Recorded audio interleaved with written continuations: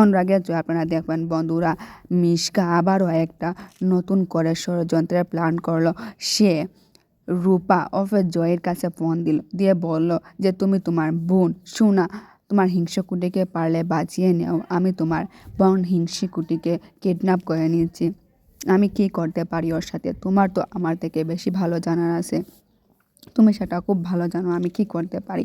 অন্যদিকে দীপা তো অনেক ব্যস্ত নিজের কম্পিটিশন নিয়ে, কারণ দীপা এই কম্পিটিশনে জিতে সেই টাকা দিয়ে রূপার অপারেশন করাবে, যাতে কিনা রূপা আবারও নিজের চোখে সবটা দেখতে পায়। অন্যদিকে রূপাও নিজের মাকে কিচ্ছু বলতে পারছে না, কারণ রূপা তো জানে যে রূপার মা একটা কম্পিটিশনে আছে, যার জন্য রূপা বলল যা করতে হয় আমার নিজেকেই করতে হবে, আমি আমার নিজের বোন হিংসেকুটিকে বাঁচাবো।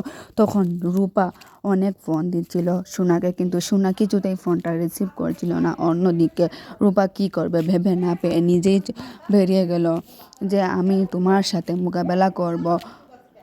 মিশকা, তুমি কি ভাবো যে আমি চোখে দেখতে পাই না, তা বলে কি হয়েছে, আমি আমার নিজের বোনকে বাঁচিয়ে নিতে পারবো। হ্যাঁ বন্ধুরা, আমরা তো এটাই চাই যাতে সোনা ও রূপা ও সূর্য দীপা যাতে এক হয়ে যায়। আপনারা কি ঠিক এটাই চান? তাহলে কি সোনা নিজের বোনকে বাঁচাতে পারবে? আগামী পর্বগুলো দেখতে আমার চ্যানেলটিকে চোখ রাখুন। আজকে এই পর্যন্ত। এই ভিডিওটি দেখে ভালো লাগলে লাইক কমেন্ট শেয়ার সাবস্ক্রাইব করবেন।